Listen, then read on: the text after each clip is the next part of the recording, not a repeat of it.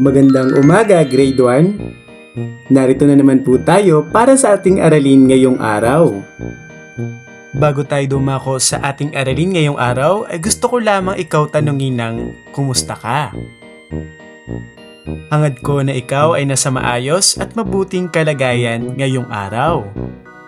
Nakaraang linggo ay pinag-usapan natin ang tungkol sa ang aking pamilya ay nagmamahalan, na kung saan ay nagawa nating mailarawan, mabatid ang kahalagahan at maipaayag ang mga paggalang at pagmamahal sa pamilya.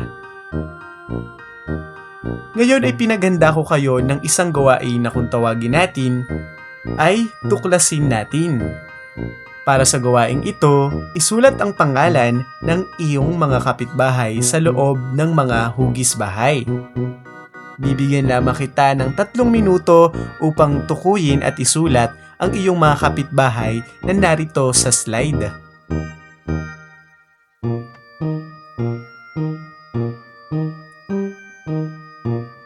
Nagawa mo bang mailagay ang mga pangalan ng iyong kapitbahay? Magaling! Dahil dyan, bakit ang isa? Kilala mo ba ang inyong mga kapitbahay?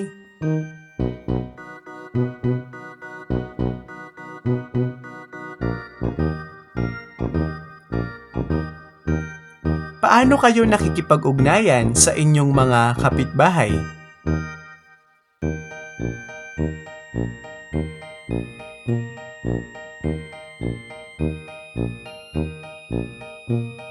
Sa iyong palagay, tungkol saan kaya ang ating pag-aaralan ngayong araw?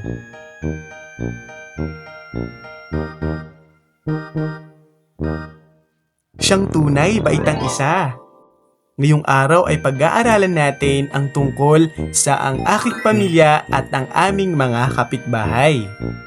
Mga kasanayang pagkatuto na ipapaliwanag ang papel at tungkulin ng mga kasapi ng pamilya. Napahahalagahan ang papel at tungkulin ng mga kasapi ng pamilya. Pamantayan sa pagkatuto sa araw na ito. Una, nauunawaan ang konsepto ng paraan ng pakikipag-ugnayan ng pamilya sa kanilang mga kapitbahay. Ikalawa, napahahalagahan ang pakikipag-ugnayan ng pamilya sa kanilang mga kapitbahay. At ikatlo, na ibabahagi ang kanilang sariling karanasan sa pakikitungo sa mga kapitbahay. Isa sa mabuting kaugalian na itinuturo sa ating tahanan ang mabuting pakikipag-ugnayan sa ating kapwa. Bilang mga bata, tayo ay inaasahang maging magalang at mabait sa mga kasapi ng ating pamilya. Gayon din, dapat tayong maging magalang at mabait sa ibang pamilya, lalo na sa ating mga kapitbahay. Kilalanin natin ang pamilya de Guzman at kung paano sila makipag-ugnayan sa ibang pamilya. Kami ang pamilya de Guzman. Nakatira kami sa lungsod ng Valenzuela. Kilalanin natin ang aming mga kapitbahay. Sila ang pamilya Santos. Ang bahay nila ay katabi ng aming bahay. Si Ginoong Santos ay isang doktor. Nurse naman si Ginang Santos. Madalas kong kalaro ang mga anak nilang sina Criza, Christopher at Carla. Sina Ginoo at Ginang Santos ay madalas tumulong sa mga may sakit naming kapitbahay. Sila naman ang pamilya Guillermo. Sina Ginoo at Ginang Guillermo ay parehong mga guro. Ate Aliyah ang tawag ko sa kanilang anak. Siya ay madalas kong kasabay pauwi ng bahay galing sa aming paaralan. Sila ang pamilya Tan. Sila ang may-ari ng restaurant malapit sa aming bahay. Ipinagluluto kami ng merienda ni Ginang Tan kapag nakikipaglaro kami sa anak niyang si Ryan. Sila ang pamilya de la Cruz. Si Ginoong de la Cruz ang pangulo ng samahan ng magkakapitbahay sa aming lugar. Siya ang nangunguna sa pagpaplano at pagsasagawa ng mga outreach program sa aming lugar. Noong nakaraang taon ay tinulungan namin ang mga biktima ng bagyo. Tumulong kami sa pagsasaayos at pamimigay ng mga donasyon.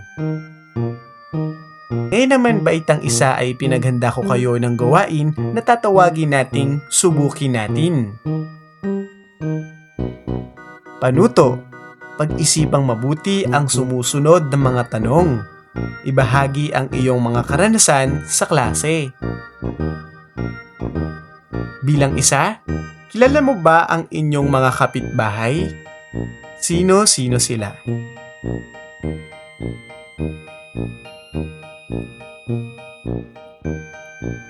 Maraming salamat sa pagbabahagi. Ikalawang tanong, paano nakikipag-ugnayan ang iyong pamilya sa kanila?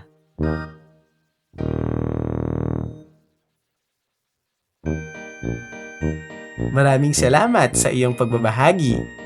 Ngayon naman, baitang isa ay pagnilayan natin ang ating naging aralin ngayong araw.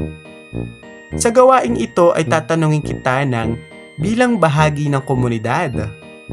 Maayos ba ang pakikipag-ugnayan ng inyong pamilya sa inyong mga kapitbahay?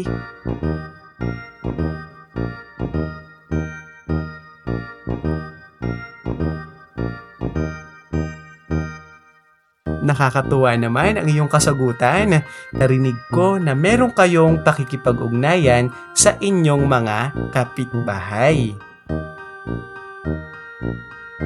Ngayon naman baitang isa ay ipinaghanda kita ng isang trivia na may kinalaman sa ating aralin ngayong araw. Alam mo ba na ang ating bansa ay mayroon ding mga kapitbahay? Ang mga bansang matatagpuan sa paligid ng Pilipinas ang tinuturing nating mga kapitbahay. Ilan sa mga bansang ito ay ang Brunei, Cambodia, East Timor, Indonesia, Laos, Malaysia, Myanmar, Singapore, Thailand at Vietnam. Ang mga may kulay na ito ay ang ating mga kapitbahay na kung saan ang magkakalapit na bansa ay nagtutulungan sa oras ng pangangailangan. Halimbawa, noong nasalanta ang ating bansa ng malakas na bagyo, nagpadala sila ng tulong sa atin. Ayun lamang po ang ating aralin ngayong araw tungkol sa ang aking pamilya at ang aming mga kapitbahay na kung saan ay natutuhan nating mahalaga na mayroon tayong maayos na pakikipag-ugnayan sa ating mga kapitbahay. Ang magkakapitbahay ay nagtutulungan sa oras ng pangangailangan. Sige nga po baitang isa, balikan natin ang ating pamantayan sa pagkatuto ngayong araw. Nagawa po ba nating maunawaan ang konsepto ng pakikipag-ugnayan ng pamilya sa kanilang mga kapitbahay? Magaling, nagawa po natin ito. Sunod, napahahalagahan ang pakikipag-ugnayan ng pamilya sa kanilang mga kapitbahay. Nagawa rin po ba natin ito baitang isa? Tumpak ang iyong sagot, nagawa po natin ito. Sunod, na ibabahagi ang kanilang sariling karanasan sa pakikitungo sa mga kapitbahay. Mahusay, nagawa po nating magbahagi ng inyong mga sariling karanasan sa pakikitungo sa mga kapitbahay. Ayun lamang po ang ating aralin ngayong araw, baitang isa. Naway marami kang natutuhan sa ating aralin ngayon. Maaari mo itong maibahagi sa inyong kaibigan, kaklase at kapatid. Hanggang sa susunod po na ating aralin, baitang isa. Paalam na po!